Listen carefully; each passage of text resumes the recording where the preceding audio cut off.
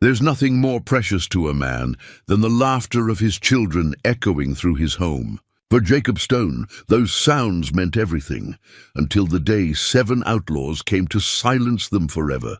These outlaws thought they were hunting an easy target in the Colorado mountains. They had no idea Jacob Stone was a former gunfighter who'd killed more men than he cared to remember. When they surrounded his cabin with murder in their hearts, they walked into the territory of someone who knew every tree and shadow for miles. The wilderness had been his home for 15 years, and now it would become their grave. What happens when predators become prey? Before we jump back in, tell us where you're tuning in from. And if this story touches you, make sure you're subscribed, because tomorrow I've saved something extra special for you. The morning mist clung to the mountainsides like a gentle embrace as Jacob Stone stepped onto his porch, coffee cup in hand. The steam from his brew mingled with the cool air, creating small clouds that drifted away on the breeze. At 42, Jacob had found the peace that had eluded him for most of his adult life. His weathered hands, scarred from years he preferred not to remember, wrapped around the warm ceramic with a tenderness that spoke of a man who had learned to appreciate life's simple pleasures. Behind him, the sounds of his family beginning their day filled the cabin with warmth. Sarah's voice drifted through the open door as she coaxed their 8-year-old twins, Emma and Samuel, out of bed. Her laugh, bright and melodious, was the sound Jacob treasured most in this world. It had been that laugh that first drew him to her 15 years ago in the dusty town of Cedar Ridge, where he'd stopped to water his horse and ended up staying for the rest of his life. "Papa, look what I found!" Emma's voice called out as she bounded through the door, her auburn hair, so like her mother's, catching the morning light. In her small hands she held a smooth river stone, polished by countless years of mountain streams. "That's a beauty, little one," Jacob said, setting down his coffee to examine the treasure. "See how the water made it so smooth? That's what happens when something tumbles around long enough. All the rough edges get worn away." Samuel appeared at his sister's side, always the more cautious of the two. "Papa, why do you get up so early every morning?" Jacob smiled, lifting both children onto the porch railing, where they could see the vista spread before them. The Colorado Rockies stretched endlessly in all directions, their peaks touched with the first golden light of dawn. "Because this is when the world wakes up, son. Listen." They sat in comfortable silence as the mountain came alive around them. Birds began their morning songs. A distant creek gurgled over stones, and somewhere in the forest a squirrel chattered at an intruder in its domain. This was Jacob's church, his sanctuary, and his refuge from a past that still visited him in nightmares. Sarah emerged from the cabin, wiping her hands on her apron. At 37, she remained as beautiful as the day Jacob had first seen her, though now there were laugh lines around her green eyes and silver threads in her hair that spoke of a life well lived. She had never asked about the scars that crisscrossed Jacob's back, or why his eyes sometimes grew distant when thunderstorms rolled through the mountains. She had simply loved him, trusted him, and built this life with him one day at a time. "Breakfast is ready," she announced, then paused to admire the morning view. "Never gets old, does it?" "Never," Jacob agreed, though his eyes were on her rather than the landscape. As they gathered around the rough-hewn table Jacob had built with his own hands, the family settled into the comfortable rhythm of their morning routine. Sarah had prepared flapjacks with wild berry syrup, eggs from their small flock of chickens, and bacon from the pig they'd butchered last fall. The children chattered about their plans for the day. Emma wanted to help her mother tend the garden, while Samuel was eager to check the animal traps with his father. Jacob's cabin sat in a natural clearing about 3 miles from the nearest neighbor, accessible only by a winding mountain path that he'd carefully maintained over the years. He'd chosen this location deliberately for its isolation and defensible position, though he'd never told Sarah the real reasons. To her, it was simply where they'd built their dream home together. The cabin itself was a testament to Jacob's skills and determination. Built from logs he'd cut and shaped himself, it featured thick walls that could withstand the harsh mountain winters, and a stone chimney that drew perfectly. The roof was steep enough to shed snow, and the windows were positioned to provide clear views of all approaches while remaining small enough to conserve heat. What Sarah didn't know was that Jacob had also built hidden compartments throughout the structure, places where a man might store things from a violent past. After breakfast, Jacob walked the perimeter of their property, a habit he'd maintained every morning for 15 years. To casual observation, he appeared to be simply checking on his livestock and surveying his land. In reality, he was conducting a security sweep, looking for any sign that the world he'd left behind might have found him. Behind the woodshed, concealed beneath a carefully constructed false floor, lay Jacob's most closely guarded secret. The hidden gun cache contained weapons he'd hoped never to touch again. A pair of Colt .45 revolvers with worn grips that had once been famous from Texas to Montana, a Winchester rifle that had never missed its target, and boxes of ammunition kept carefully dry and ready. The guns were cleaned and oiled regularly, not out of nostalgia, but from the soldiers' understanding that unready weapons were worse than no weapons at all. Jacob Stone had not always been a peaceful mountain man. 20 years ago, he'd been known by a different reputation entirely. Some had called him the fastest gun in the West. Others had whispered that he was a killer who hired out to the highest bidder. The truth, as it often was, lay somewhere in between. Jacob had been many things: a cavalry scout, a town marshal, a bounty hunter, but above all, he'd been a man trying to survive in a world where violence was currency and reputation meant the difference between life and death. The scars on his body told the story of that life.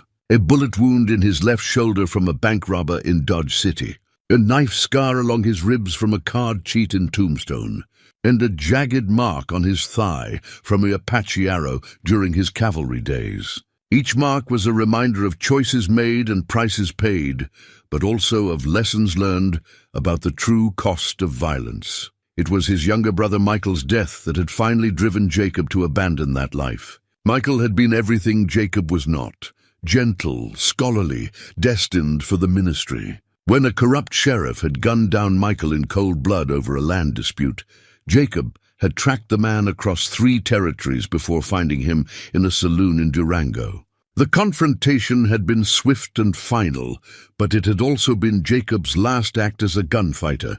The taste of revenge had been bitter, leaving him empty rather than satisfied. That was when Jacob had ridden into the mountains, seeking solitude and perhaps redemption. He'd built this cabin with his own hands, clearing the land and learning to live off what nature provided. For the first few years, he'd been alone with his ghosts and his guilt, slowly healing from wounds that went far deeper than scars on his flesh. Then Sarah had come into his life like sunlight breaking through storm clouds. She'd been traveling with a wagon train that had lost its way, and Jacob had guided them back to the main trail. But Sarah had lingered, drawn by something she saw in the quiet mountain man. Their courtship had been gentle and patient, 2 people learning to trust again after life had knocked them both down. When they married, Jacob had sworn to himself that his violent past was buried forever. The twins had completed their transformation, watching Emma and Samuel grow, teaching them to read and write, showing them how to live in harmony with the wilderness. These simple acts had given Jacob's life meaning, in a way that all his reputation and skill with weapons never could. He was no longer Jacob Stone, the gunfighter. He was papa, husband, and protector of something infinitely more valuable than his own life. As Jacob completed his morning rounds, he noticed the horses in their small pasture seemed restless. The animals had always been good indicators of danger, their senses far sharper than human perception. A chill ran down his spine as he remembered similar signs from his past. The quiet before violence erupted, but as he looked back at his cabin, where smoke curled peacefully from the chimney and his family prepared for another ordinary day, Jacob pushed the worry aside. Those days were behind him now. He'd built something good here, something worth protecting, and he refused to let old paranoia destroy the peace he'd worked so hard to achieve. He could not have known that 20 miles away, 7 hard men were already riding toward his mountain sanctuary. following a trail that had taken them months to uncover. He could not have known that his past had finally come calling. Drawn by a weathered wanted poster that still bore his name and a bounty that had never been claimed, the morning sun climbed higher, burning off the mist and promising another beautiful day in the mountains. Jacob Stone finished his coffee, kissed his wife goodbye, and prepared to teach his son about tracking and trapping. It would be the last normal day his family would know for a very long time. The sound came just after dawn, horses' hooves on stone, muffled but unmistakable to ears that had spent years listening for such things. Jacob's eyes snapped open in the pre-dawn darkness, his body instantly alert, despite having been deep in sleep moments before. Beside him, Sarah stirred but didn't wake, her breathing still deep and regular. Moving with practiced silence, Jacob slipped from bed and padded to the window. The eastern sky was just beginning to lighten, providing enough illumination to see shapes moving among the trees. 7 riders spread in a careful formation that spoke of military training or extensive outlaw experience. They moved with purpose, not the casual gait of travelers seeking shelter. Jacob's blood turned cold as the reality hit him. After 15 years of peace, his past had finally caught up with him. He dressed quickly, his mind racing through possibilities and preparations. In the kitchen, he retrieved a blood-stained letter from its hiding place behind the flour barrel, a message that had arrived 3 days ago, delivered by a stranger who'd ridden off without waiting for a response. Jacob had hoped it was someone's idea of a cruel joke, but the approaching riders confirmed his worst fears. The letter was brief and to the point. Jacob Stone, the bounty stands at $5,000, dead or alive. Your family too for harboring a wanted man. You got 3 days to make peace with your maker. The Durango 7. Jacob's hands trembled slightly as he read the words again. The Durango 7 were legendary in their ruthlessness, a group of former Confederate soldiers turned outlaws who specialized in tracking down men with prices on their heads. They never failed to collect, and they never left witnesses. The fact that they'd found him after all these years meant someone with serious money and a long memory had hired them. Outside, the riders had positioned themselves in a rough circle around the cabin, staying just within rifle range, but far enough back to avoid easy shots. They knew their business, these men. Jacob counted 7 distinct positions, each chosen to provide cover, while maintaining a clear field of fire toward the cabin. A voice called out across the clearing, rough and commanding. "Jacob Stone, we know you're in there. Come on out, and we'll make this quick." Sarah sat up in bed, instantly alert. "Jacob, what's happening?" He moved quickly to her side, his voice low and urgent. "Listen to me carefully. Take the children and get to the root cellar. There's a hidden panel behind the potato bins. Push on the 3rd board from the left. Inside, you'll find supplies and a rifle. Stay there no matter what you hear, understand?" Her green eyes searched his face, seeing something there that terrified her more than the strangers outside. "Jacob, who are these men?" "People from my past," he said simply. "Go now. Keep the children quiet." Sarah nodded, her face pale but determined. She'd always known this day might come, had seen it in Jacob's nightmares and the way his eyes sometimes scanned the horizon. Without another word, she slipped from the room to wake Emma and Samuel. Jacob moved to his hidden cache behind the woodshed, his fingers working quickly to reveal the carefully maintained arsenal beneath. The twin Colts felt heavy and familiar in his hands, their weight bringing back muscle memory from years of practice and deadly encounters. He checked the loads, spun the cylinders, and holstered them with movements that spoke of thousands of repetitions. "Stone." The voice called again, closer now. "We ain't got all day. You come out peaceful-like, and maybe we'll make it quick for your woman and young ones, too." Through the window, Jacob could see their leader now, a tall, lean man with a salt-and-pepper beard, and the bearing of someone accustomed to command. Something about him seemed familiar, though Jacob couldn't place the face in the dim morning light. "I know you can hear me, Stone." The man continued. "Name's Sheriff William Clayton, though I doubt you remember me. But I sure as hell remember you. Been looking forward to this for a long time." The name hit Jacob like a physical blow. Sheriff William Clayton, the corrupt lawman who had murdered his brother Michael 20 years ago. The man Jacob had tracked across 3 territories before finally cornering in that Durango saloon. The man Jacob had killed, or thought he had killed, before disappearing into the mountains. But if Clayton was alive, then everything Jacob thought he knew about that night was wrong. Surprised, ain't you? Clayton's laugh was cold and mocking. Thought you'd finish the job back in Durango? That bullet of yours did put me down, I'll give you that. But it takes more than one slug to kill William Clayton. Spent 6 months healing up, and every day of it thinking about how I was going to pay you back. Jacob's mind raced as he processed this revelation. If Clayton had survived, then he'd been hunting Jacob for 20 years, waiting for the right moment.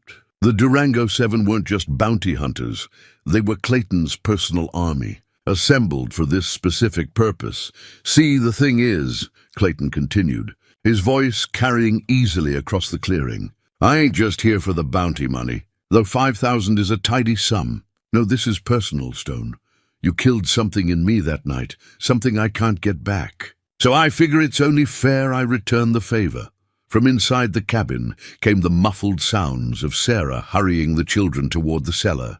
Jacob knew they had minutes at most before Clayton lost patience and ordered an assault on the cabin. Tell you what, Stone, Clayton called out.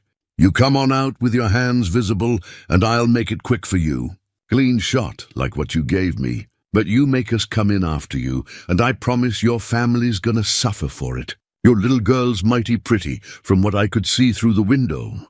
Be a shame if something happened to her. The threat against Emma sent rage coursing through Jacob's veins, but he forced himself to remain calm. Anger would get his family killed. He needed to think like the tactical fighter he'd once been, not the protective father he'd become. Moving to the window, Jacob called back, Clayton, if you want me, you can have me. But the family doesn't have anything to do with this. They don't even know who I used to be.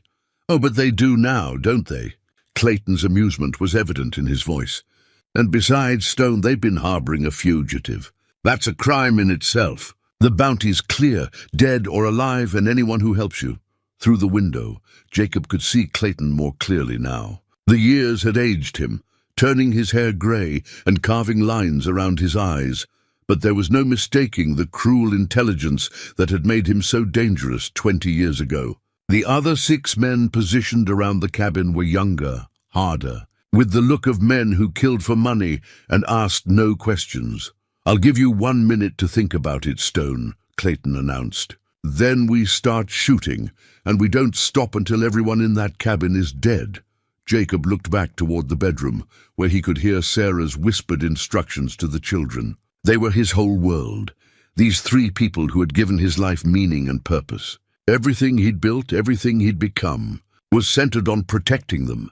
But as he felt the familiar weight of the guns at his hips and saw the determined faces of the men surrounding his home, Jacob Stone realized that sometimes the only way to protect peace was through violence. Sometimes a man had to become what he'd sworn never to be again. The transformation was subtle but complete. His shoulders straightened, his breathing deepened, and his eyes took on the cold calculation that had once made him feared across the frontier. Jacob Stone, the peaceful mountain man, was gone, replaced by the deadly gunfighter who had never lost a battle that mattered. Clayton had made one crucial mistake in his planning. He remembered Jacob Stone as he'd been 20 years ago. Dangerous, but ultimately just another gunfighter with fast hands and good aim. What he didn't understand was that the man he'd cornered in this mountain cabin had learned patience, strategy, and most importantly, had found something worth dying for. The minute was almost up, and Jacob could see the outlaws preparing for their assault. But as he checked his weapons one final time and prepared to step into a world he'd left behind, Jacob Stone smiled grimly. Clayton wanted the gunfighter back? Then that's exactly what he was going to get. Jacob's fingers closed around Sarah's silver locket, the one she'd worn on their wedding day, a family heirloom passed down through generations. He'd found it on the kitchen table where she'd left it while hurrying the children to safety, and now he tucked it into his shirt pocket, close to his heart. Whatever happened in the next few minutes, he would carry a piece of her with him. Time's up, Stone. Clayton's voice cut through the morning air like a blade. Jacob moved with deliberate calm to the back window, the one that faced the steep slope behind the cabin. Years ago, when he'd chosen this location, he'd done so with an eye toward defense. The cabin sat against the mountainside, providing natural protection from the rear while offering multiple escape routes through terrain that only someone intimately familiar with the area could navigate successfully. From his vantage point, he could see two of Clayton's men positioned among the trees, their rifles trained on the cabin's rear exit. They were professionals, but they were also flatlanders who didn't understand mountain warfare. Jacob had spent 15 years learning every rock, every tree, every shadow on this mountainside. This was his domain, and he was about to teach them the difference between hunting men in open country and fighting someone on their own ground. Moving quickly but silently, Jacob opened the root cellar's hidden entrance and found Sarah crouched with Emma and Samuel in the concealed chamber he'd built for exactly this purpose. The space was larger than it appeared from outside, stocked with water, preserved food, and medical supplies. A kerosene lamp cast flickering shadows on their frightened faces. "Papa," Emma whispered, her small hand reaching for him. Jacob knelt and gathered both children in his arms, breathing in their scent, memorizing the feel of their small bodies against his chest. "You listen to your mama, and you stay quiet no matter what happens up there, understand? I'd need to go away for a little while, but I'll come back. I promise." Samuel, always the more perceptive of the twins, looked into his father's eyes. "Are you going to hurt the bad men, Papa?" The question cut Jacob to the core, because he saw in his son's face a glimmer of understanding, the recognition that his father was capable of violence. "I'm going to protect our family, son. Sometimes protecting people means doing things we don't want to do." Sarah's hand found his, her fingers intertwining with his scarred knuckles. "I know who you were before," she whispered. "I've always known. And I love you for who you became, not despite who you were." The admission stunned Jacob. All these years she'd known about his past and had never said a word. "Sarah, go," she said firmly. "Do what you have to do. We'll be here when you come back." Jacob kissed each of them, then secured the hidden panel and moved a heavy barrel in front of it for additional concealment. If things went badly, Clayton's men might find the root cellar, but they'd have to work for it. Back in the main cabin, Jacob extinguished the oil lamps and opened the damper on the fireplace, filling the room with a thin haze of smoke that would obscure any shooter's aim. He positioned himself near the front window where he could observe Clayton's deployment while remaining hidden in the shadows. The Outlaws had made their first tactical error by positioning themselves in a circle around the cabin. It was a standard formation for laying siege, but it meant they were spread thin, unable to provide effective covering fire for each other. Jacob had dealt with similar situations during his cavalry days. The key was to identify the weakest link and exploit it ruthlessly. Through the smoke-hazed window, he studied each position. Clayton remained behind the large boulder where he'd been calling out his demands, clearly intending to direct the action rather than participate directly. The other 6 were spread at roughly 60-yard intervals, close enough to maintain accurate rifle fire, but far enough apart to avoid being caught in a single counterattack. The youngest of the Outlaws, positioned behind a fallen log to Jacob's left, kept shifting nervously, occasionally exposing his position. Green, inexperienced, probably brought along for his quick draw rather than his tactical sense. He would be first. Jacob moved to the cabin's side window, the one that offered the best angle on the nervous gunman's position. The range was about 70 yards, an easy shot with the Winchester, but Jacob wanted to make a statement with his opening move. He drew one of his Colts, feeling the familiar weight and balance of the weapon that had served him faithfully for 2 decades.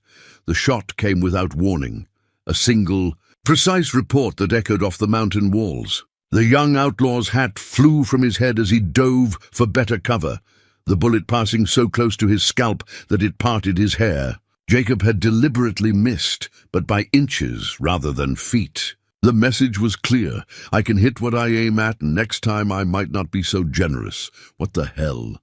Clayton's voice carried a note of surprise. From his position, he couldn't see exactly what had happened, only that one of his men was suddenly scrambling for deeper cover. "He's got us ranged, Sheriff," the young gunman called out, his voice cracking with fear. "That shot came within an inch of taking my head off." Jacob smiled grimly as he watched the subtle shift in the outlaws' positions. They were no longer dealing with a cornered farmer. They were facing someone who could put a bullet exactly where he wanted it from significant distance. The psychological impact of that near miss would spread through their ranks, making them more cautious, more prone to mistakes. From behind a stand of pine trees, another of Clayton's men opened fire on the cabin, his shots splintering the logs near where Jacob had been positioned moments before. But Jacob had already moved, using the smoke and shadows inside the cabin to relocate to a different window. He returned fire, not at the shooter but at a large branch directly above the man's head. The branch, weakened by a recent storm, came crashing down, forcing the outlaw to abandon his position in a shower of pine needles and cursing. "He's playing with us!" Another voice called out, frustration evident. Clayton's response was swift and brutal. "Any man who breaks cover without orders gets shot by me personally. Stone's just one man, and we've got him surrounded. Use your heads and stop letting him spook you." But Jacob could hear the doubt creeping into Clayton's voice. The sheriff had expected a quick, decisive action. Corner the target, demand surrender, and either collect a captive or a corpse. Instead, he was facing an opponent who seemed to anticipate their every move. Jacob's next shot took the hat off another outlaw, this one positioned near the corral. Again, the bullet passed close enough to draw blood from the man's ear, close enough to demonstrate lethal accuracy, while stopping just short of murder. This was psychological warfare at its most effective, making the enemy question their own safety while demonstrating the futility of their current positions. "Damn it, Clayton," the hatless outlaw shouted. "This ain't what you promised. You said he'd gone soft, turned into some kind of mountain hermit. This man's picking us apart." Jacob reloaded methodically, his movements automatic from years of practice. Each shot had been calculated not just for physical effect, but for psychological impact. He was facing 7 men, but if he could make them doubt their leader and question their chances of survival, he could reduce those odds considerably. The mountain man was gone. In his place stood Jacob Stone, gunfighter, and Clayton was about to learn why that name had once been whispered in fearful respect from Texas to Montana. Hidden beneath his spare shirts in the bedroom dresser, Jacob's war medal caught the morning light, a tarnished piece of brass that commemorated his service as a cavalry scout during the Indian Wars. Few people knew that. Jacob Stone, the gunfighter, had once worn the blue uniform, had learned tactics and strategy from some of the Army's finest officers. That military training was about to prove more valuable than his reputation with a gun. From the cabin's eastern window, Jacob watched as Clayton gestured angrily at his men, clearly frustrated by their inability to establish effective fire superiority. The outlaws had superior numbers, but they were fighting on Jacob's terms now, and every minute that passed worked in his favor. The memories came flooding back as Jacob studied the terrain with a soldier's eye. Colonel Marcus Webb had been his commanding officer during the Apache campaigns, a brilliant tactician who taught his scouts that terrain was more important than numbers, that patience was deadlier than speed, and that an enemy who didn't understand his battlefield was already half defeated. "What you boys need to understand," the colonel had said during one of their evening strategy sessions, "is that warfare ain't about being the toughest or the fastest. It's about making your enemy fight the battle you want to fight, on ground you choose, by rules you understand better than they do." Jacob had taken those lessons to heart, and now he was about to apply them to protect the most important thing in his life. Moving carefully through the cabin's smoke-filled interior, Jacob reached the back wall where he'd built a concealed firing port years ago, disguised from the outside as nothing more than a gap between logs that needed chinking. From this position, he could observe the two men Clayton had stationed to watch the rear approach. While remaining completely invisible to them, the outlaws were good, but they were desert fighters, accustomed to open country where visibility stretched for miles and cover was scarce. Here in the dense mountain forest, with its deep shadows and layered terrain, they were operating at a severe disadvantage. Jacob had spent 15 years learning to read these woods like a book, understanding how sound carried differently in the thin air, how shadows shifted with the sun's movement, how the wind patterns changed throughout the day. He aimed carefully and put a bullet into the ground directly between the two rear guards, close enough that both men felt the spray of dirt and pine needles. They immediately sought better cover, but in doing so, they revealed their positions to Jacob's practiced eye. Now he knew exactly where they were hiding, while they had no idea where the shot had come from. "Anybody see the flash?" One of them called out. "Nothing," came the reply. "It's like he's shooting from thin air." Jacob smiled at that. During his scouting days, the Apache had called him Ghost Who Shoots, a name earned through months of learning to fire from concealed positions, using terrain and shadow to mask both muzzle flash and gun smoke. It was a skill that had kept him alive through dozens of engagements, and it was serving him well now. From the front of the cabin came the sound of splintering wood as Clayton's patience finally ran out. "Burn him out," the sheriff commanded. "Thompson, you and Miller work your way around to the side. Jameson, keep putting rounds through that front window. The rest of you lay down covering fire while Thompson gets close enough to throw a torch." Jacob had been expecting this move. Fire was the classic response when a defender couldn't be dislodged by conventional means, but it was also predictable. As he watched Thompson, a stocky man with a full beard, begin working his way through the trees toward the cabin's side wall, Jacob prepared his counter. The outlaw moved carefully but not silently, his boots crunching on fallen pine needles and his breathing audible in the thin mountain air. 20 yards from the cabin, Thompson paused to light a bundle of dry grass and pine branches, the makeshift torch flaring to life in his hands.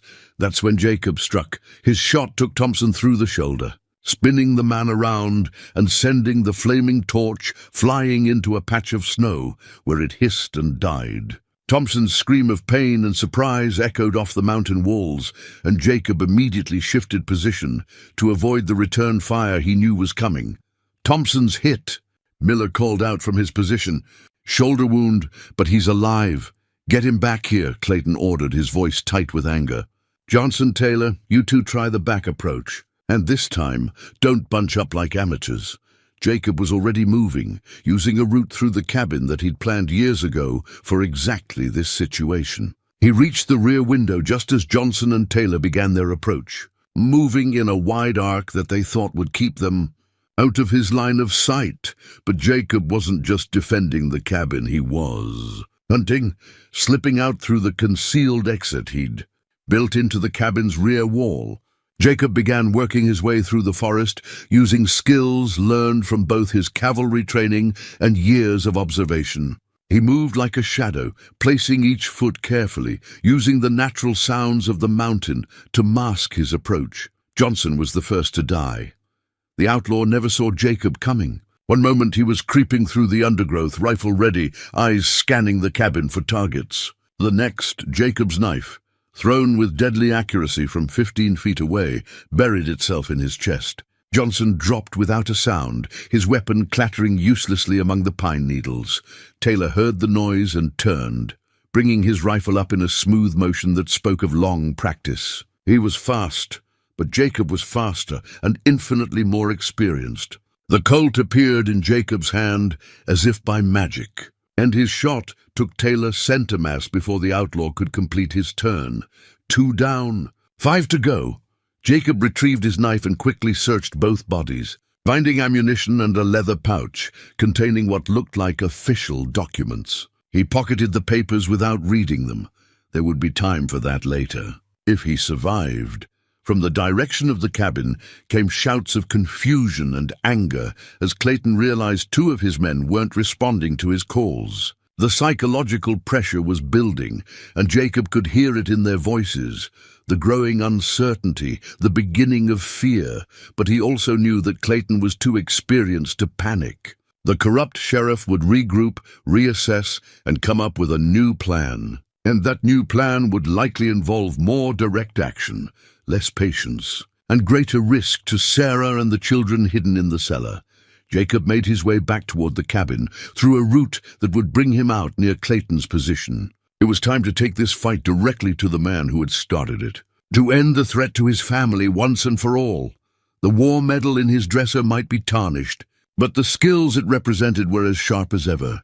Clayton had made the mistake of bringing a gang war to a battlefield, and Jacob Stone was about to remind him of the difference. In the hidden cellar beneath the cabin, Sarah clutched Emma and Samuel close to her chest, their small wooden toys scattered around them in the lamplight. A carved horse that Jacob had whittled for Samuel last Christmas, a wooden doll that Emma treasured above all her possessions. These simple playthings, crafted by their father's loving hands, seemed to represent everything innocent and pure that was now under threat. Above them, the sounds of gunfire had grown sporadic but more intense, punctuated by shouted commands and the occasional cry of pain. Sarah forced herself to remain calm for the children's sake, though her heart hammered against her ribs with each shot fired. She knew Jacob was capable of violence, had always sensed the careful control he maintained over some deeper part of himself. But knowing and witnessing were different things entirely. "Mama, why do the bad men want to hurt Papa?" Emma whispered, her voice barely audible even in the confined space. Sarah smoothed her daughter's auburn hair, searching for words that would comfort without lying. "Sometimes, sweetheart, people make mistakes that follow them for a very long time. Your papa made some hard choices before he met us, and now he has to face the consequences of those choices. But Papa's good," Samuel said, with the absolute certainty that only 8-year-olds possess. "He teaches us to be kind to animals and never hurt people who don't deserve it." "Yes, he is good," Sarah agreed, though her voice caught slightly. "And good men sometimes have to do difficult things to protect the people they love." Outside their hiding place, Jacob was learning just how difficult those things could be. He'd worked his way to within 50 yards of Clayton's position, moving through terrain he knew better than the back of his own hand. The sheriff had chosen his cover well, a massive granite boulder that provided protection from 3 sides while offering clear sightlines to the cabin. But Clayton had made one crucial error. He'd positioned himself with his back to a steep ravine, assuming it was impassable. Jacob had explored that ravine countless times during his years on the mountain. He knew about the narrow ledge that ran along its western wall, concealed from above by overhanging rocks and thick vegetation. It was treacherous footing, requiring absolute confidence in one's balance, but it would allow him to approach Clayton's position from an impossible angle. As he began the careful descent into the ravine, Jacob's mind wandered to the afternoon just 2 weeks ago when he'd brought Emma and Samuel to this very spot. They'd been tracking a wounded deer, and Jacob had used the opportunity to teach them about patience, about reading signs, about the delicate balance between predator and prey in the natural world. "Remember, oh children," he'd told them as they knelt beside the deer tracks pressed into the soft earth. "In nature, there's no such thing as good or evil. There's only survival, but humans are different. We have choices. We can choose to be more than our instincts, more than our circumstances." Now, as he made his way along the treacherous ledge with death waiting above and below, Jacob wondered if he was proving his own words false. Was he choosing to be more than his violent past, or was he simply reverting to what he'd always been, a killer who justified his actions with noble intentions? The sound of Clayton's voice, harsh and commanding, cut through his philosophical doubts. "Where the hell are Johnson and Taylor? They should have checked in by now. Maybe Stone got them," came a nervous reply from one of the remaining outlaws. "That's impossible," Clayton snapped. But Jacob could hear the uncertainty creeping into his voice.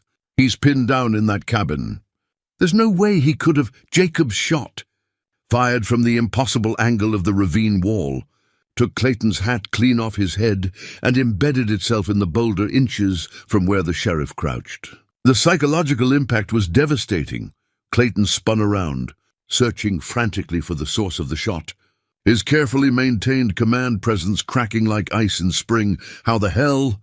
Clayton began, then threw himself flat as a second shot chipped granite fragments from the boulder near his shoulder. From his perch on the ledge, Jacob had a perfect view of Clayton's position. The man was trapped, unable to move without exposing himself to fire from an angle he couldn't return. It was a tactical nightmare, and Clayton knew it. "Stone," the sheriff called out, his voice carrying a note of grudging respect. "That was some fancy shooting, but you're still outnumbered 5-1. "Actually," Jacob replied, his voice echoing strangely off the ravine walls, making it impossible to pinpoint his exact location. "It's more like 3-1 now. Johnson and Taylor won't be reporting back." The silence that followed was telling. Jacob could almost hear the mental calculations running through Clayton's remaining men, 2 of their number dead, their leader pinned down by a shooter in an impossible position, and no clear way to gain the upper hand. "Listen to me." "Stone!" Clayton called out, desperation beginning to color his words. "This doesn't have to end with everybody dead. You killed my brother, your brother." Jacob's voice carried genuine surprise.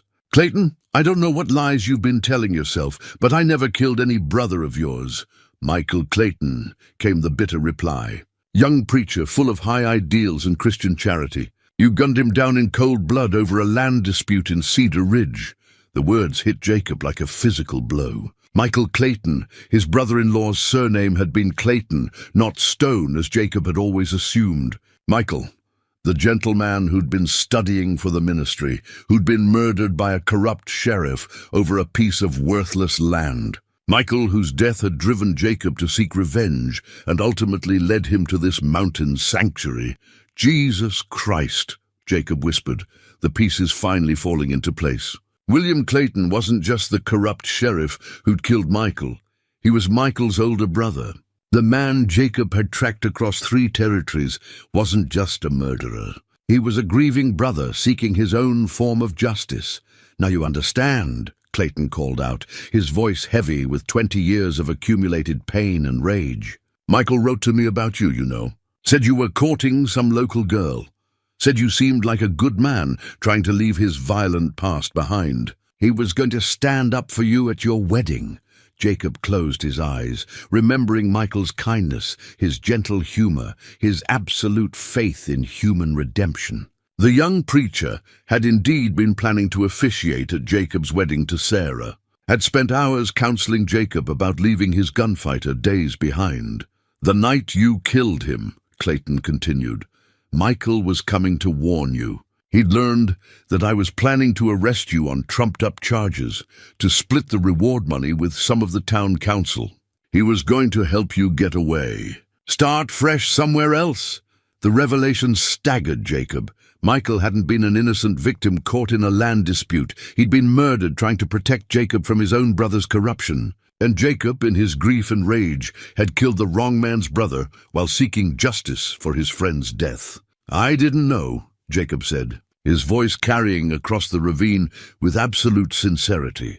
"Clayton, I swear on my children's lives, I didn't know Michael was your brother." "Doesn't matter now," Clayton replied, though some of the venom had gone out of his voice. 20 years I've been hunting you, Stone.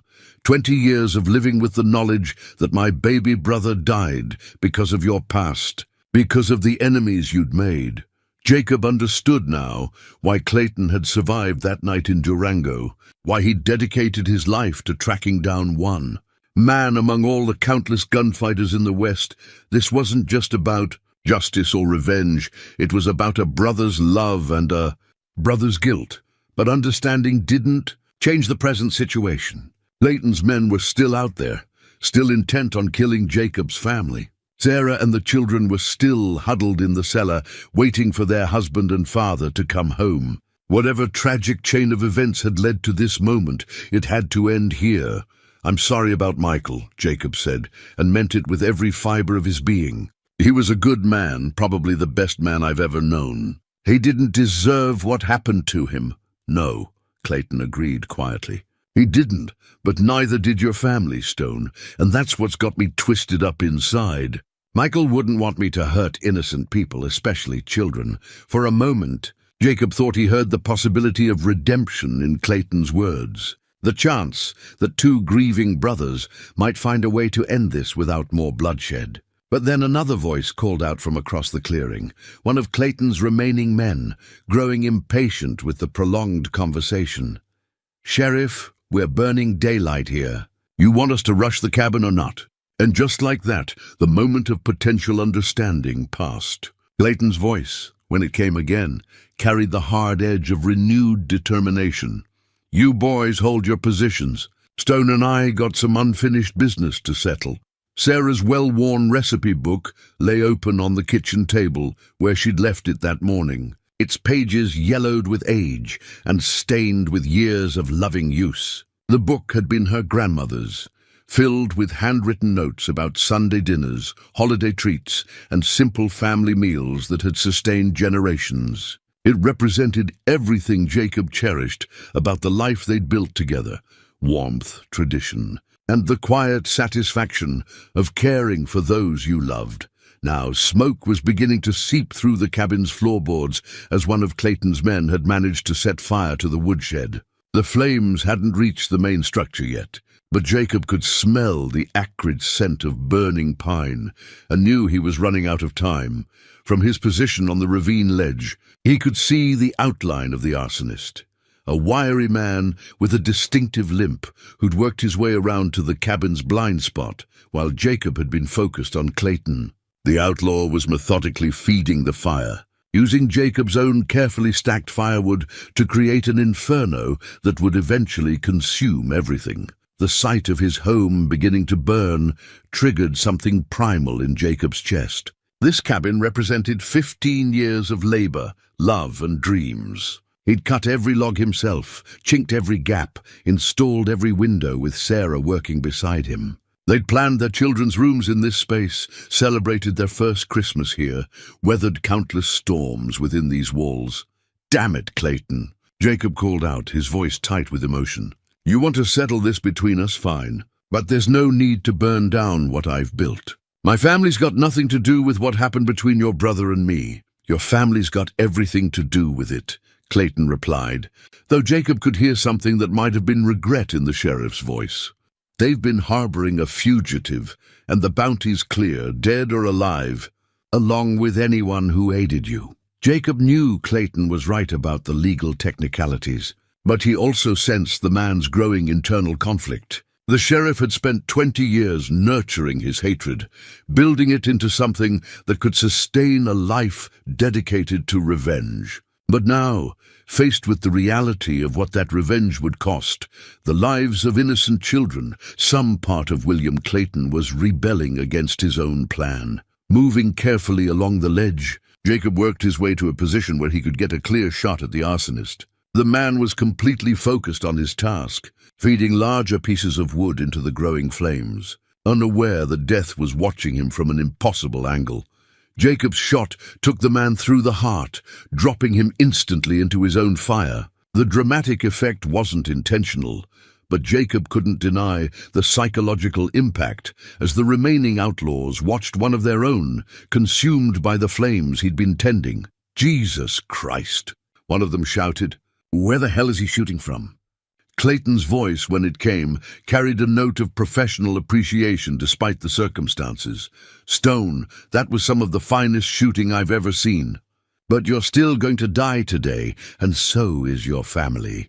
Jacob began working his way back up from the ravine, using handholds he'd discovered during years of exploring the mountainside. As he climbed, he could hear Clayton issuing new orders to his remaining men, 3 hardened killers who were becoming increasingly nervous as their numbers dwindled. "Miller, you and Henderson get around to the back of the cabin. Use the smoke for cover and get inside if you can. Watson, you're with me. We're going straight through the front door." It was a desperate plan, the kind born of frustration and diminishing options. Clayton had lost 4 men to an opponent he'd expected to overwhelm through superior numbers. Now he was committing his remaining forces to a direct assault. gambling everything on a single coordinated attack.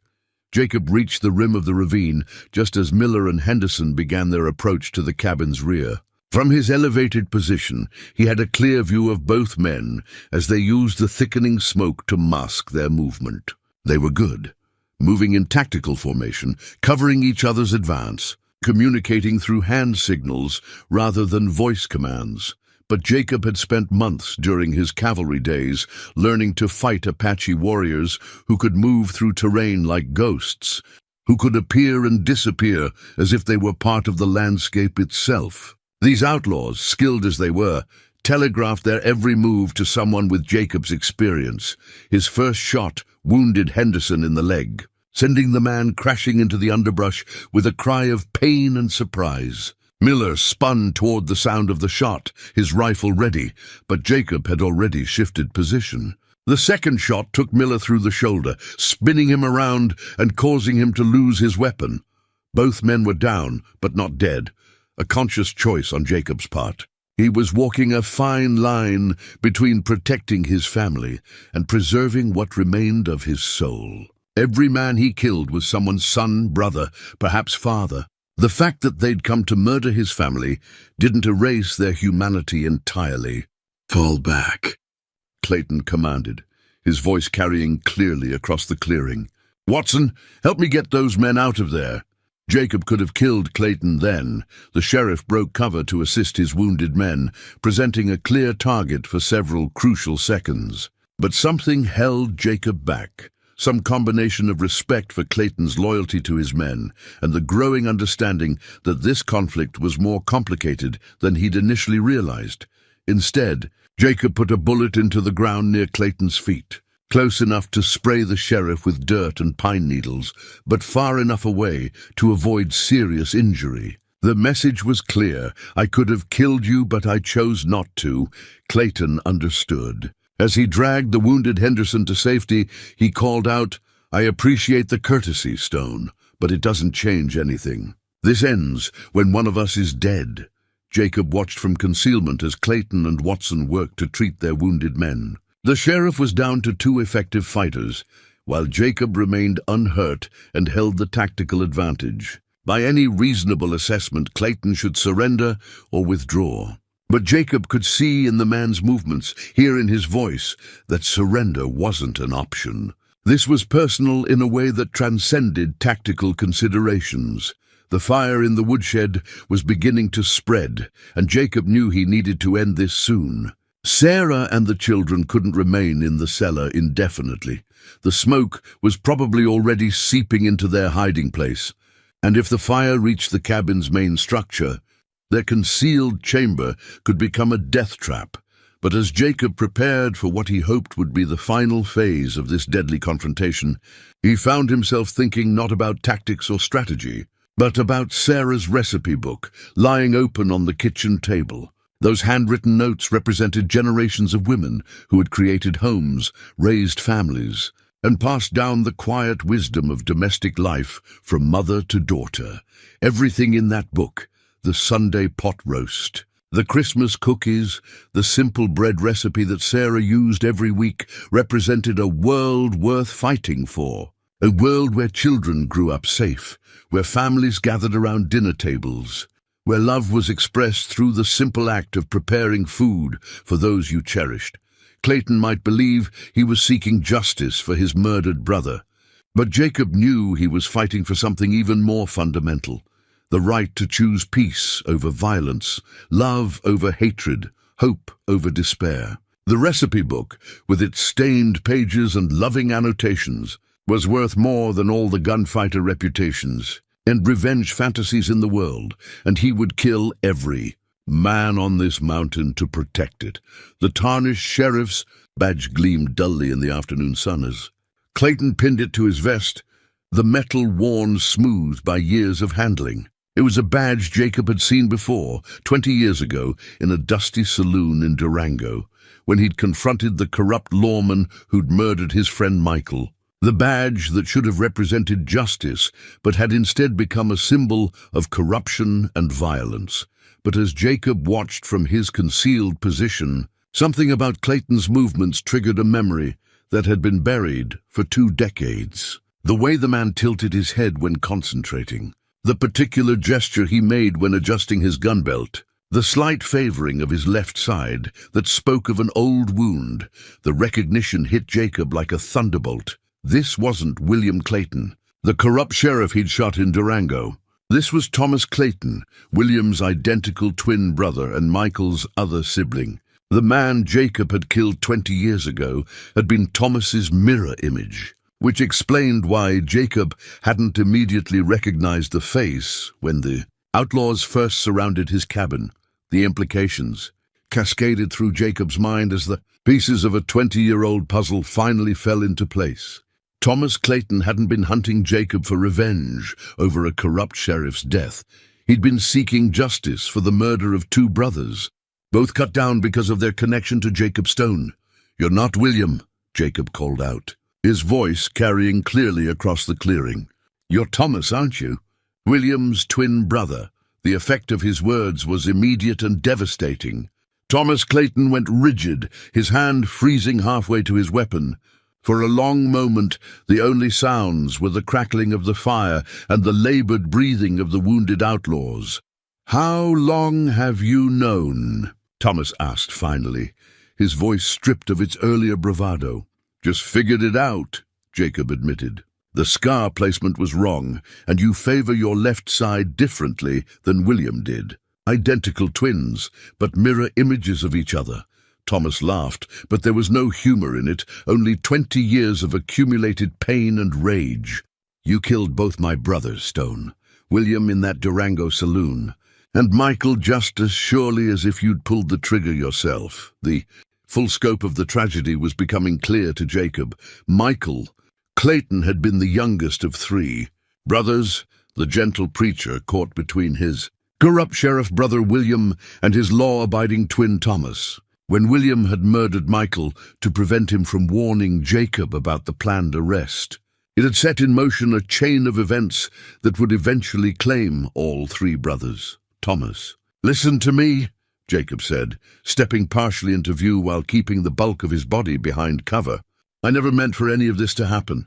I came to Durango to stop William, not to destroy your family." "But you did destroy it," Thomas replied, his voice hollow with grief. "When you killed William, I lost the last connection I had to Michael.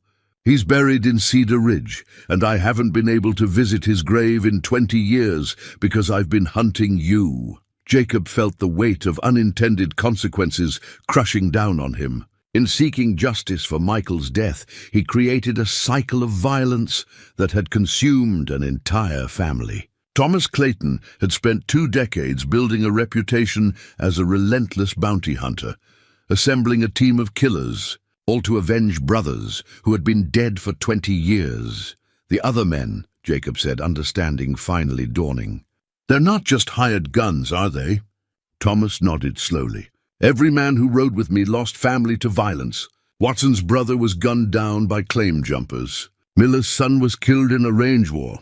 Henderson's father was murdered by corrupt politicians. We're all ghosts, Stone, men who should have died with our loved ones, but kept breathing out of spite and rage." The revelation recontextualized everything about this confrontation. Jacob wasn't facing a gang of outlaws motivated by money. He was confronting a collection of broken men, united by grief and the hunger for vengeance. Each of them had followed Thomas Clayton because they recognized in him their own need to balance the scales of justice, to make someone pay for the unfairness of loss. "There's another way," Jacob said, his voice carrying the weight of hard-earned wisdom. "I know because I've lived it. 20 years ago, I was where you are now, consumed by rage, dedicated to revenge, convinced that killing the right person would somehow make the pain stop." "And did it?" Thomas asked. "Did killing William make you feel better?" Jacob was quiet for a long moment, remembering the empty feeling that had followed his victory in Durango, the way revenge had tasted like ashes in his mouth. "No," he admitted. "It didn't bring Michael back, and it didn't make me feel like a better person. If anything, it made me realize that violence only creates more violence, more grief, more broken families. So what changed?" Thomas's voice carried genuine curiosity now, as if he were hearing something he'd never considered. "I met Sarah," Jacob said simply, "and I learned that building something beautiful is a lot harder than destroying something ugly, but it's also a lot more satisfying. I spent 15 years creating a life instead of ending lives, and for the first time since I was a child, I understood what happiness felt like." Thomas was quiet for a long time, and Jacob could see the internal struggle playing out on the man's weathered features. 20 years of hatred wasn't easy to set aside, especially when it had become the organizing principle of an entire life. "Even if I wanted to walk away," Thomas said eventually, "I can't. The men who followed me here, they're counting on this. They need to believe that justice exists, that good people who get hurt can make the bad people pay." "And what about your family, Thomas?" Jacob pressed. "Do you have children? A wife who's been waiting 20 years for you to come home?" The question hit its mark. Thomas's face crumpled slightly, and for a moment he looked less like a hardened bounty hunter and more like a man who had lost everything that mattered. "Martha died 5 years ago," Thomas said quietly. "Cancer. She begged me to give up the hunt, to settle down and be a husband instead of a ghost chasing other ghosts. But I couldn't. I told myself that Michael's death had to mean something, that I owed it to both my brothers to see this through. And now?" Jacob asked. "Now I realize that Martha was right. I've wasted my life chasing a ghost story, turning myself into something Michael would have been ashamed of. My baby brother wanted to be a preacher because he believed people could change, could be redeemed. Instead of honoring that belief, I became everything he preached against." Jacob could see Thomas's resolve wavering, the 20-year mission beginning to crumble under the weight of self-examination. But he could also see Watson and the wounded outlaws watching their leader with growing concern. These men had followed Thomas Clayton because they believed in his certainty, his unwavering dedication to revenge. If that certainty failed now, they might take matters into their own hands. "Thomas," Jacob said urgently, "if you want to honor Michael's memory, then end this now. Call off your men and ride away. Don't let my family pay the price for a cycle of violence that started before they were even born." For a moment, Jacob thought he'd succeeded. Thomas's hand moved away from his gun, and his shoulders sagged as if an enormous weight were lifting from them. But then Watson stepped forward, his face twisted with rage and disappointment. "Sheriff, you ain't seriously thinking about walking away from this? After everything we've been through, after all the promises you made about justice." "Justice," Thomas repeated, as if tasting the word for the first time in years. "Watson, what if justice isn't about killing? What if it's about choosing to be better than the people who hurt us?" Watson's response was swift and brutal. His gun cleared leather in a smooth motion, the barrel swinging toward Thomas Clayton's chest. "Then I reckon you ain't the man I thought you were, Sheriff.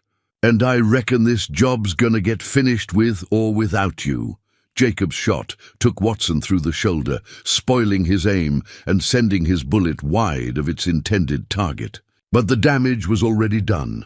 The fragile possibility of redemption had shattered like glass, replaced by the harsh reality of men, too damaged by loss to accept any outcome other than blood. Thomas looked at his wounded lieutenant, then at Jacob, his face settling into lines of grim resignation. "I guess some stories don't get happy endings. Stone, some of us are too broken to be fixed, and with that..." Thomas Clayton drew his gun, not in anger or hatred, but with the weary acceptance of a man who finally understood that he'd chosen a path that led only to death.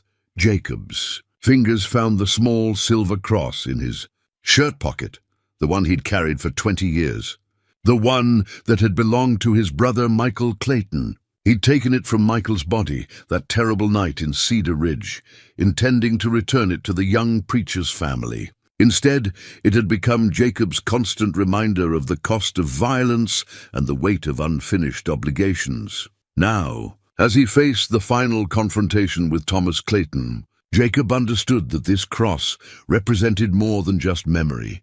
It was a symbol of the redemption that had been offered and rejected, the peace that might have been but never would be, The smoke from the burning woodshed was growing thicker, and Jacob could see flames beginning to lick at the cabin's rear wall.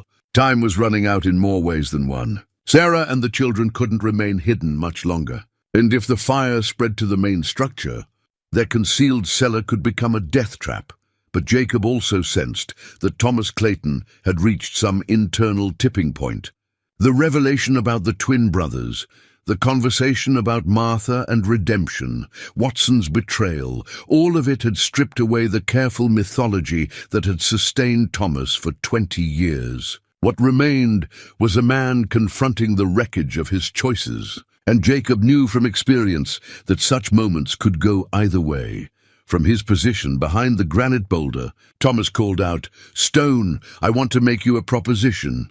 "I'm listening," Jacob replied, though he kept his rifle trained on Thomas's position. "You and me, face to face. No tricks, no tactical advantages, just two men settling this the way it should have been settled 20 years ago. Winner takes all, your family lives or dies based on who's left standing." Jacob had expected this. Men like Thomas Clayton, products of an earlier and more brutal era, ultimately believed that complex problems required simple solutions. A gunfight couldn't bring back the dead or heal old wounds, but it could provide the illusion of resolution, the sense that justice had been served according to rules both men understood. "And your wounded men?" Jacob asked. "They'll abide by the outcome, whatever it is." "You have my word on that." Jacob considered the offer. He could continue the guerrilla campaign, picking off the remaining outlaws one by one until Thomas stood alone. But that approach carried risks. Stray bullets could find their way into the cellar. The fire could spread faster than anticipated, or reinforcements could arrive to tip the balance back in Clayton's favor. More importantly, Jacob found himself respecting Thomas Clayton despite everything. The man was wrong, consumed by grief and locked into a destructive pattern, but he was also honorable in his own way. He'd spent 20 years pursuing what he believed was justice, and he was willing to risk everything on a fair fight rather than resort to tactics that might harm innocent people. "Agreed," Jacob called back. "But I want to see my family first. I want to know they're safe before we finish this." "Fair enough. But Stone, no tricks. You try to run, and I'll hunt down every person you've ever cared about." "That's not a threat, it's a promise." Jacob believed him. Thomas Clayton had demonstrated both the patience and ruthlessness necessary to carry out such a vow. The man had tracked Jacob across 2 decades and half a continent. He wouldn't hesitate to extend that hunt to Jacob's extended family and friends, if necessary. Moving carefully through the smoke and shadows, Jacob made his way back to the cabin. The fire had spread further than he'd hoped. Flames were now climbing the rear wall, and the interior was filling with choking black smoke. He had perhaps 15 minutes before the structure became uninhabitable. In the root cellar, Sarah and the children waited in frightened silence. When Jacob moved the barrel and opened the concealed panel, Emma and Samuel threw themselves into his arms with desperate relief. "Papa!" Emma cried, her small arms wrapping around his neck with fierce intensity. "We heard so much shooting.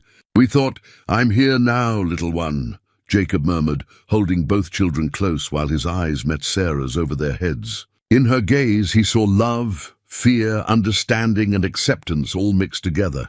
She knew what he was about to do, and while she didn't like it, she supported his decision. "How many are left?" Sarah asked quietly. "Just one that matters," Jacob replied. "Thomas Clayton, the brother of the man I killed in Durango. He's called for a fair fight, and I've agreed to it." Sarah's face went pale, but she nodded. "Then you finish this, Jacob Stone. You finish it and come home to us." Jacob spent precious minutes explaining the escape routes he'd prepared over the years, the hidden trail that led down the mountainside to the neighbor's ranch, the supplies cached at various points along the way, the signals they could use to communicate if they became separated.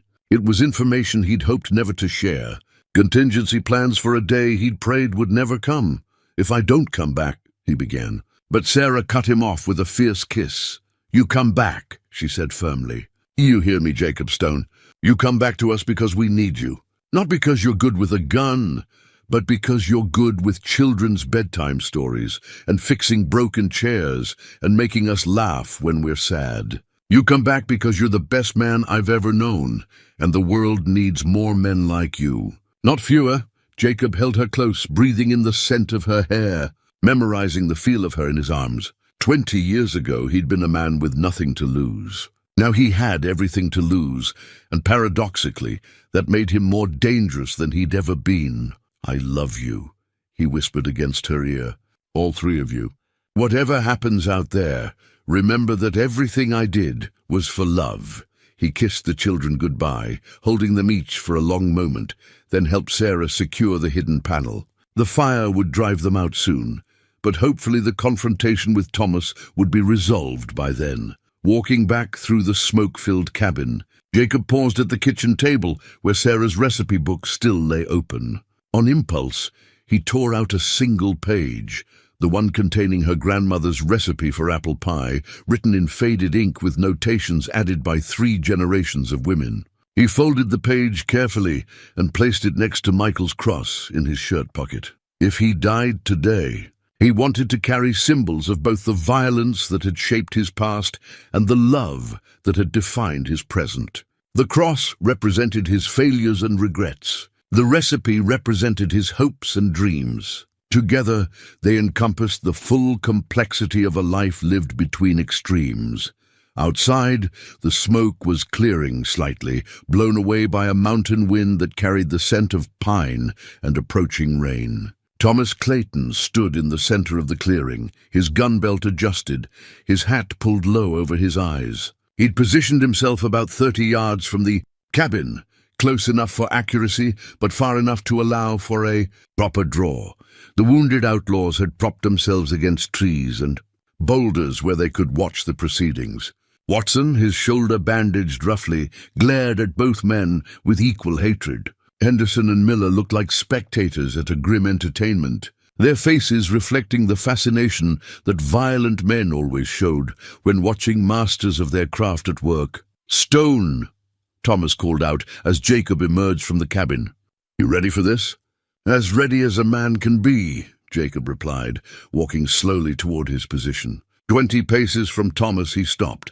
The distance was perfect, close enough that skill would matter more than luck, far enough apart that both men would have time to draw and fire. For a moment, they simply looked at each other, 2 middle-aged men who had been shaped by violence and loss, who had followed different paths from the same tragic starting point.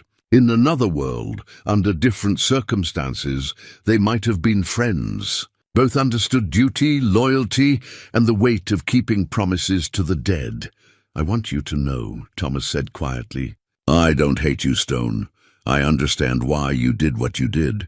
And if I'd been in your position, I might have made the same choice. But understanding doesn't change the fact that my brothers are dead, and someone has to pay for it." "I know," Jacob replied, "and I want you to know that if I don't walk away from this, it won't be because I didn't fight hard enough. It'll be because sometimes the best man doesn't win. Sometimes justice is just about who's faster and luckier." Thomas nodded slowly. "Michael would have liked you, I think. He always said that redemption was possible for anyone who truly sought it. Maybe he was right. He was right," Jacob said with conviction. "I'm living proof of that. But redemption doesn't mean we escape the consequences of our past choices. Sometimes it just means we face those consequences with better understanding of what they cost." The wind died down, leaving the clearing in perfect stillness. Somewhere in the distance, a hawk cried out as it circled overhead, and the fire continued its steady consumption of Jacob's carefully built life. But in this moment, in this space between 2 gunfighters preparing for their final dance, time seemed suspended. Jacob's hand hung loose at his side, fingers relaxed but ready. Across from him, Thomas Clayton stood in the same position, 20 years of planning and preparation, distilled down to this single moment of decision. "On 3?" Thomas asked. "On 3, Jacob agreed, and in the silence that followed, both men began to count. The twin Colt revolvers felt like extensions of Jacob's soul as his hands moved with deadly precision. Weapons, that had been crafted by Samuel Colt himself and gifted to Jacob by a grateful cavalry colonel after the Battle of Apache Canyon. The grips were worn smooth by thousands of draws, the balance perfect, the action so familiar that Jacob could operate them blindfolded. 1. The count echoed across the clearing as both men settled into the stance that would determine whether they lived or died. Jacob's breathing slowed, his vision narrowed, and 20 years of peaceful mountain life fell away like shed skin. In its place stood the gunfighter who had never lost a duel that mattered, whose reputation had been built on speed, accuracy, and an absolute refusal to flinch when death came calling. 2. Thomas Clayton's hand hovered over his weapon, a Navy Colt that had seen action in a dozen range wars and twice as many personal disputes. His face was a mask of concentration, all emotion stripped away except for the cold calculation required for survival. This was the moment he'd been preparing for since that night in Durango when his world had been torn apart by violence and loss. Jacob could see it all with supernatural clarity, the slight tension in Thomas's shoulders, the almost imperceptible shift in his weight as he prepared to draw, the tiny muscle twitch near his right eye that betrayed both determination and fear. Time seemed to move like honey, each second stretching into an eternity of anticipation. In the periphery of his vision, Jacob was aware of the wounded outlaws, watching with the hungry fascination of men who lived for violence. Watson leaned forward despite his injured shoulder, his eyes bright with bloodlust. Henderson and Miller had forgotten their own pain in the anticipation of witnessing a legendary confrontation. But Jacob's focus remained absolutely centered on Thomas Clayton. The man's breathing, his posture, the almost invisible tells that would indicate the moment of his draw. This was what separated truly great gunfighters from merely good ones, the ability to read an opponent's intentions in the split second before action began. 3. The word seemed to hang in the air for an impossibly long moment, and then both men moved with the fluid grace of dancers, performing a deadly ballet they'd rehearsed their entire adult lives. Jacob's draw was poetry in motion, a single, continuous movement that brought his Colt up and level in a fraction of a heartbeat. His thumb found the hammer as the weapon cleared leather, cocking it in the same motion that aligned the barrel with his target. It was a technique perfected through thousands of hours of practice, refined in dozens of life-or-death encounters.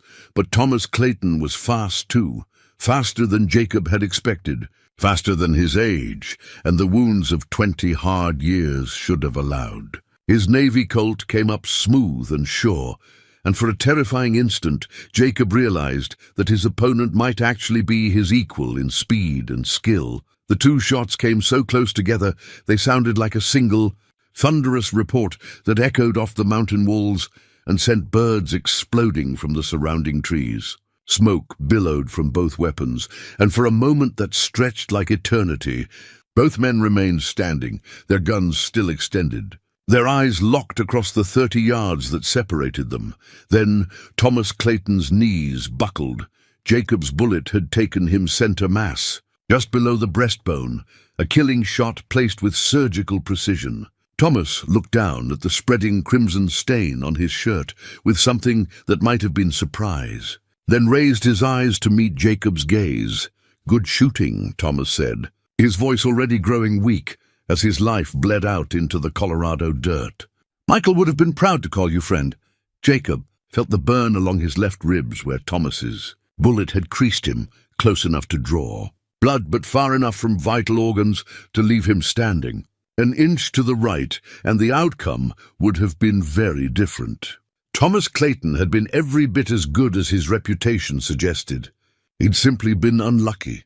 As Thomas sank to his knees, then toppled forward onto his face, Jacob felt no triumph, no satisfaction in victory. Instead, he felt the familiar emptiness that always followed violence, the hollow understanding that killing, even in self-defense, diminished something essential in both the shooter and the world. Watson struggled to his feet, his face twisted with rage and loss. "You bastard!" he screamed, clawing for his weapon with his good hand. "He was worth 10 of you." Jacob's second shot took Watson through the heart before the wounded outlaw could clear leather. There was no hesitation, no mercy. Watson had broken the terms of the agreed duel, and Jacob responded with the cold efficiency of a man who'd learned that hesitation in such moments meant death. Henderson and Miller raised their hands in surrender, their faces pale with shock and fear. The fight had gone out of them with Thomas Clayton's death and Watson's foolish charge. They were broken men who'd followed a broken leader, and now they were simply lost. "It's over," Jacob said, his voice carrying across the clearing with absolute finality. "Anybody else want to try their luck? Or can we call this finished?" The silence that followed was answer enough. Thomas Clayton's pocket watch lay shattered in the dirt beside his body, its hands frozen at 3:17, the exact moment when 20 years of pursuit had finally ended. The ornate timepiece had been a gift from his wife Martha on their wedding day, engraved with the words, "Until time stops, my love." Now time had indeed stopped for Thomas Clayton, and with it, the cycle of vengeance that had consumed 3 brothers and countless innocent lives. Jacob holstered his smoking Colt and walked slowly toward the fallen man, his boots crunching on pine needles and scattered brass casings. Despite everything, the threats, the siege, the very real danger to his family, Jacob felt a profound sadness as he looked down at Thomas Clayton's still form. This should have been a moment of triumph, of justice served and family protected. Instead, it felt like the final page of a tragedy that had been writing itself for 2 decades. Henderson and Miller remained on their knees, hands raised, their faces reflecting the shock of men who'd just watched their world collapse around them. These weren't hardened killers reveling in violence. They were damaged souls who'd followed Thomas Clayton because he'd promised them that their pain could be transformed into purpose, their loss into righteous anger. "What happens to us now?" Henderson asked, his voice barely above a whisper. Jacob studied the 2 wounded men, seeing in their faces the same desperate need for meaning that had driven Thomas Clayton across half the continent. They were dangerous, certainly, but they were also broken in ways that violence couldn't fix. Killing them would be easy, even justifiable given the circumstances. But it wouldn't serve any purpose except to add 2 more ghosts to the collection that already haunted Jacob's dreams. "You ride out," Jacob said finally. "Take your wounded and your dead and you ride out of Colorado. Don't come back. Don't send word to anyone about what happened here, and don't even think about revenge. Thomas Clayton is dead, and his mission died with him. Find something else to live for." Miller stared at him in disbelief. "You're letting us go? After everything we've done, I'm giving you the same chance I was given 20 years ago," Jacob replied. "The chance to choose what kind of man you want to be going forward. Thomas Clayton spent 2 decades letting grief turn him into something his brother would have been ashamed of. Don't make the same mistake." Henderson struggled to his feet, favoring his wounded leg. Why? Why show us mercy when we came here to kill your family?"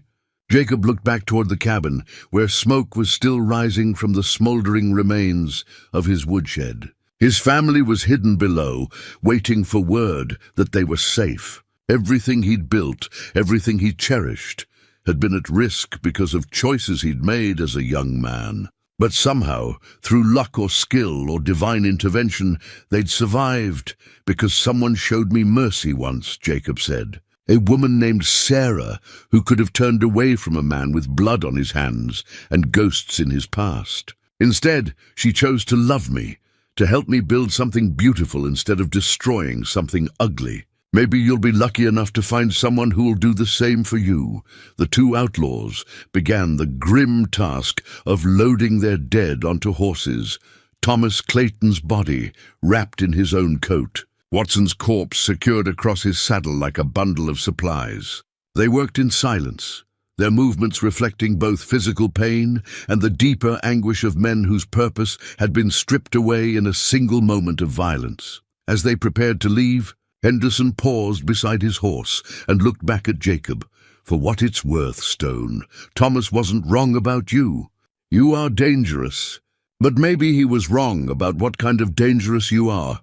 Jacob watched them ride away, leading the horses that carried their dead companions. They moved slowly, not from any lack of urgency, but from the weight of defeat and disillusionment. These were men who would need to rebuild their entire understanding of themselves and their place in the world. The fire had spread to part of the cabin's rear wall, but Jacob was able to contain it using water from the well and dirt from Sarah's garden. The woodshed was a total loss, and there was significant damage to the cabin's exterior, but the structure itself was sound. More importantly, the root cellar and its precious contents had remained safe throughout the entire ordeal. When Jacob finally moved the barrel and opened the concealed panel, Sarah and the children emerged, blinking into the smoky afternoon light, like survivors of some natural disaster. Emma and Samuel threw themselves into their father's arms with desperate relief, while Sarah's eyes searched his face for signs of injury or trauma. "It's over?" she asked simply. "It's over," Jacob confirmed, pulling his family close. "Thomas Clayton is dead and the others have ridden away. We're safe." But even as he spoke the words, Jacob knew that safe was a relative term. The immediate threat had passed, but the deeper questions remained. How long before someone else came looking for Jacob Stone? How many more ghosts from his violent past might emerge to threaten the life he'd built? Sarah seemed to read his thoughts. "We'll face whatever comes next together," she said firmly. "All of us, as a family. That's what families do. They protect each other. They forgive each other's mistakes. And they build something stronger than any one person could manage alone." Jacob looked down at Thomas Clayton's shattered pocket watch, then picked it up and slipped it into his own pocket beside Michael's cross and Sarah's recipe page. 3 symbols now: violence, redemption, and love. The past, present, and future all carried together, reminders of who he'd been, who he was, and who he hoped to become. Time had indeed stopped for Thomas Clayton, but for Jacob Stone and his family, time was moving forward toward whatever tomorrow might bring. 3 months later, the new family portrait sat in a place of honor on the mantelpiece, capturing a moment of hope and healing after surviving their darkest hour.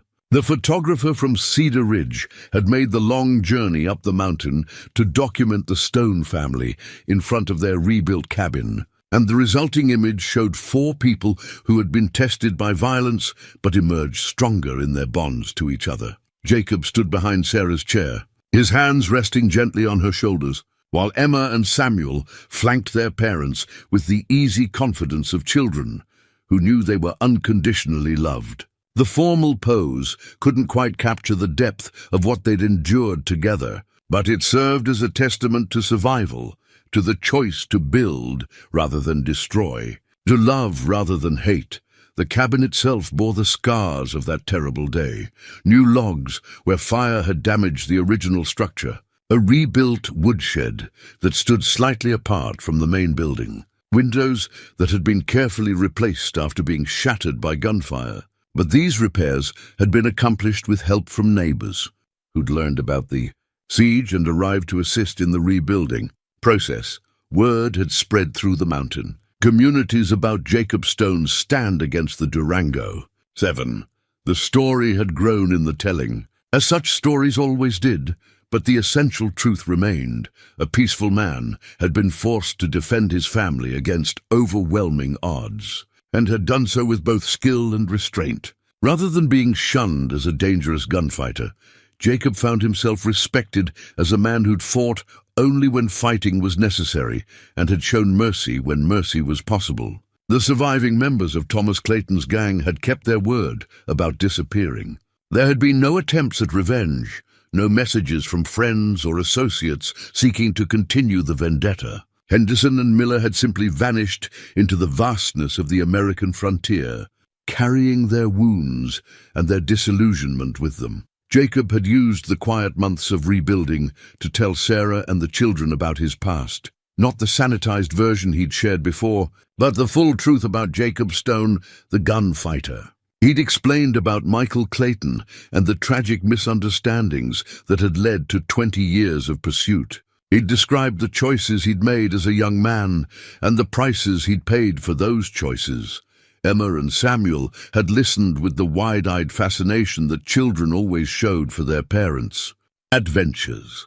But Jacob had been careful to emphasize the costs rather than the excitement. Violence, he'd explained, wasn't glorious or heroic. It was messy, painful, and always left scars on everyone involved. "But you protected us, Papa," Samuel had said when Jacob finished his story. "You did what you had to do to keep us safe." "Yes," Jacob had agreed, "but I also had to live with the knowledge that other families lost fathers and sons because of my choices. That's the weight that comes with violence, children. It never affects just the people pulling triggers."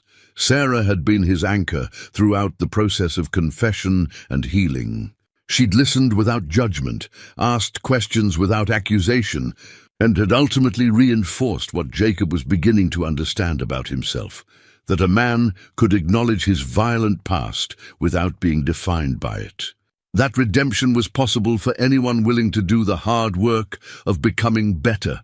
The money from Thomas Clayton's bounty hunt had been left with the bodies, and Jacob had used it to establish a small fund for the families of men killed in range wars and feuds throughout Colorado Territory. It seemed appropriate that resources gathered for vengeance should be redirected toward healing, that money intended to destroy lives should instead be used to rebuild them. Jacob had also written letters to the surviving relatives of the men he'd killed over the years, not seeking forgiveness, which wasn't his to demand, but offering acknowledgement and, where possible, some form of restitution. Some of the letters had gone unanswered, others had prompted angry responses, but a few had led to correspondence that helped both sides find some measure of peace. The most meaningful exchange had been with Michael Clayton's former congregation in Cedar Ridge, the aging pastor who'd taken over. Michael's ministry had written back with stories about the young preacher's work, his dedication to helping troubled men find redemption, and his absolute belief that no one was beyond salvation. Reading those accounts had helped Jacob understand why Michael's death had affected him so deeply. He'd lost not just a friend, but someone who'd seen potential for goodness in him when he couldn't see it in himself. As autumn arrived in the Colorado Rockies, painting the mountainsides in brilliant reds and golds, Jacob found himself settling into a new kind of peace. It wasn't the naive tranquility he'd enjoyed before Thomas Clayton's arrival. That innocence was gone forever. Instead, it was the deeper calm that came from facing one's worst fears and surviving them, from confronting the darkest aspects of oneself and choosing to be better. Emma had started helping her mother with more complex cooking, learning to read the recipes in Sarah's grandmother's book and adding her own small innovations. Samuel had become fascinated with his father's carpentry work, spending hours learning to shape wood into useful and beautiful objects. Both children carried themselves with a new confidence, the quiet pride of people who'd been tested and had proven worthy of their parents' protection. Sarah had returned to her garden with renewed passion, expanding the growing area and experimenting with new varieties of vegetables and flowers. But Jacob noticed that she also spent time each evening on the porch, her eyes scanning the mountain approaches with the alertness of someone who'd learned that peace was something to be guarded rather than simply enjoyed. As for Jacob himself, he'd returned the twin colts to their hiding place behind the woodshed, but he'd also begun teaching Samuel basic marksmanship and wilderness survival, not because he expected more trouble, but because he'd learned that a man's past could never be entirely buried, and preparation was the price of protecting those you loved. The mountain man had found his peace again, but it was a peace earned through violence and tempered by wisdom. It was the peace of a man who'd looked into the darkness of his own soul and chosen to walk toward the light, carrying with him the knowledge that some battles were worth fighting and some things were worth dying for. And on quiet evenings, when the laughter of his children echoed through his home, and his wife's hand found his as they watched the sunset paint the mountains in gold, Jacob Stone knew that he'd made the right choices, all of them, even the hardest ones.